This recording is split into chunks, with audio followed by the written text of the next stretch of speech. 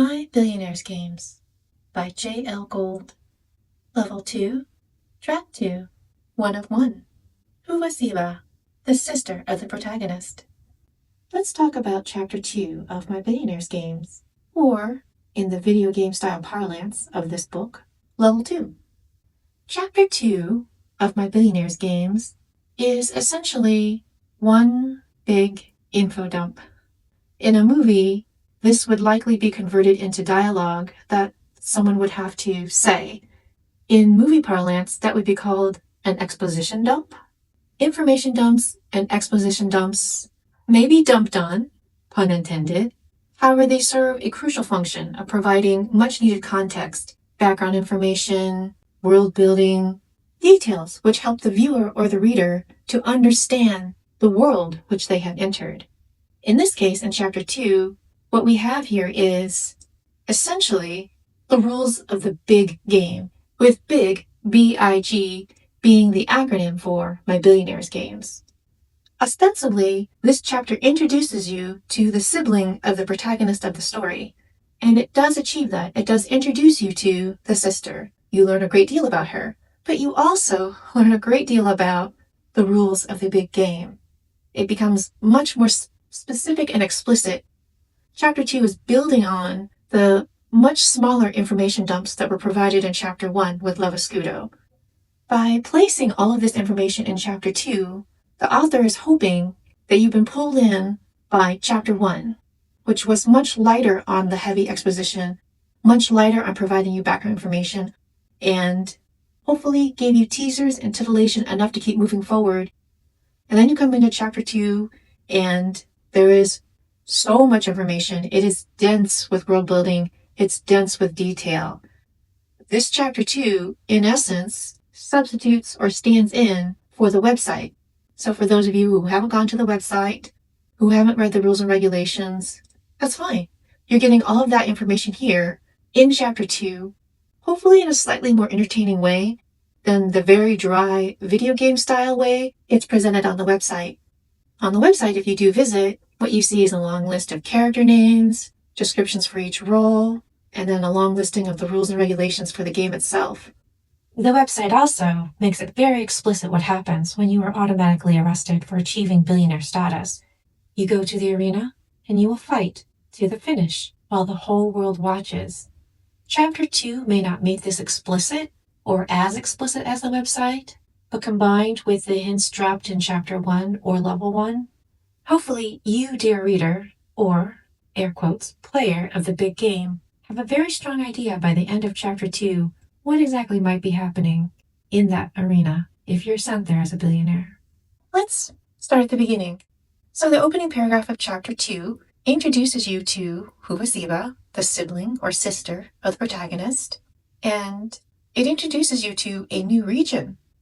With the mention of the historic and ancient capital region of Old Sora, we get a sense of history, a long history, combined with our knowledge that the Unity government of Pangaea was established in 4.53b-314. We have a sense that this culture is ancient, with a lot of history. There's an implication that there might be other planets in the system. We have a mention of the moon or Skyhaven, which sounds like it might be quite far away. And crucially, we learn that the siblings, the protagonist and the sibling, the sister, have not spoken in years. In Chapter 2, we are also presented with some very interesting technology. Sibja has a partner clone, abbreviated PC. And it is because of her partner clone that she's able to do her work as a Unity Currency Crimes Investigator, or UCCI. There's also a mention that she's perhaps more engaged with her partner clone, or PC, than perhaps others who simply allow their PCs to do their work for them.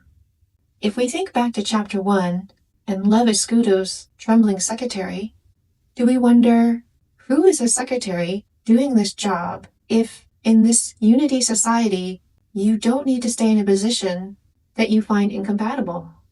Just something to think about, because it's mentioned here in Chapter 2 that if Sibja wanted to, she could very easily change positions, and someone else could do her job for her, with the help of their PC or partner clone.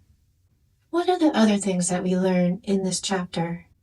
We learn that there's a Unity Supreme Red Court. We also learn that there is a Unity Wealth Tracker, abbreviated WT2, and this tracker publicly lists the wealth of any citizen above 1 million Unity, or U1M, Unity above 1 million. Crucially, the Unity Wealth Tracker, or WT2, is a way for the public at large to engage with the Billionaires Games, or BIG, outside of the action that occurs inside the arena itself, the iconic black and white Vermette Arena. In fact, we learn that the sibling of the protagonist, the sister, Huva Sibja, is very much engaged with the Unity Wealth Tracker. In my mind, I would think of the WT2 or the Unity Wealth Tracker as akin to the gossip blogs that we check, or some of us check, or the chyrons or information that run across a screen during a news report or perhaps a television show you are watching. There's just a running line of information telling you this individual has $1 million. This individual has $10 million. Ooh, this individual has $100 million. Ooh, is that $1 billion? That person's going to be arrested. And we can see that it makes sense for Sibja to be very much engaged with the wealth tracker, because as a financial crimes investigator, if she finds vanished or hidden money, her reports can make changes in Unity Wealth reporting and updates to the Unity Wealth Tracker. Her work can lead directly to a multimillionaire being revealed as actually being a billionaire and instigating their arrest. I would imagine if I were an investigator and my work had that level of impact, public impact, I'd feel fairly engaged with the Unity Wealth Tracker as well. Just like the sibling of the protagonist, Huva Sibja, who clearly finds a great deal of satisfaction in her work. Her work seems to be her life. Well, that and her mutt puppy dog, Hardin. And this brings us back actually to the needle drop at the beginning of this chapter, chapter 2, Riptide by Vance Joy. And I would say about the needle drops in general, the big needle drops, they're not required, they're not compulsory. However, if you do listen to them or check out the videos, they may enhance your experience of each chapter, or in the parlance of this book, they might enhance your experience of each level of the big game. For example, the big needle drop for level 1 or chapter 1, where we meet Leviscudo, is Naked Eye by Luscious Jackson. And if you listen to the song or watch the video, you may have a sense of an overarching theme, perhaps. Even if you don't listen to the song, the title, Naked Eye alone, says something. What does a naked eye do? A naked eye watches you. The executives and Leviscudo watch their bottom line because each one of them does not want to obtain billionaire status. If we carry that over here into chapter 2 or level 2, is Huva Sibja part of that naked eye as a member of the UCCI? She's a financial crimes investigator. She watches the Unity Wealth Tracker, the WT2. The citizens watch the Unity Wealth Tracker to see who might become the next billionaire to be arrested and sent to the iconic black and white Vermette Arena. And then specifically regarding the needle drop for this chapter, chapter 2, or level 2, Riptide by Vance Joy. What is this song saying about the sibling or sister of the protagonist? What is it saying about Huva Sibja? Just something to think about. And again, the big needle drops, the songs are not compulsory. However, they may add to your enjoyment, perhaps, of the game.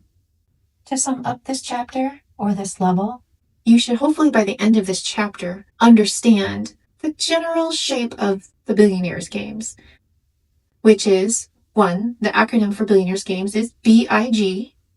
2, the rule is quite simple. You may accumulate wealth. However, if you obtain billionaire status, you will be arrested and you'll be sent to the arena where you will have to engage in the battles portions of the Billionaires Games. You hopefully understand by the end of this chapter how big, pun intended, the Billionaires Games are. Everyone watches the Unity Wealth Tracker or the WT2. This implies that everyone watches the battles that took place in the iconic black and white Vermette Arena. This is a culture-wide, society-wide, Pangaea-wide, possibly beyond Pangaea-wide phenomenon. Because if you recall from level 1 or chapter 1, Pangaea is a supercontinent. And so if we have the unity government of Pangaea, for which Huva Sibja, the sibling of the protagonist, the sister, is an agent investigating financial crimes. The audience for this game would be in the billions, perhaps even higher if we're talking beyond Pangaea itself. But at this point, by the end of chapter 2 or level 2, even if we haven't read the big rules and regulations, we should have a very good idea. What takes place in the iconic black and white Vermette Arena? Phrases such as battlefield of play, phrases such as I'll be poking your eyes out for real, should give you some idea that these billionaires, once they are arrested for achieving billionaire status, they go to this arena and they must fight. We don't know how, we don't know the particulars, but we can probably fill in the blanks here. Hopefully level 1 and 2 have intrigued you, the reader or the air quotes player of the big game, enough to continue forward to see what does happen in the iconic black and white Vermette Arena. At this point in the story, we can think of the iconic black and white Vermette Arena and the battlefield of play and these other hints as a sort of Chekhov's gun. Chekhov's gun is a foreshadowing principle in the sense that if someone is going to be shot, at some point prior to that act, you must see the gun, hence the phrase Chekhov's gun.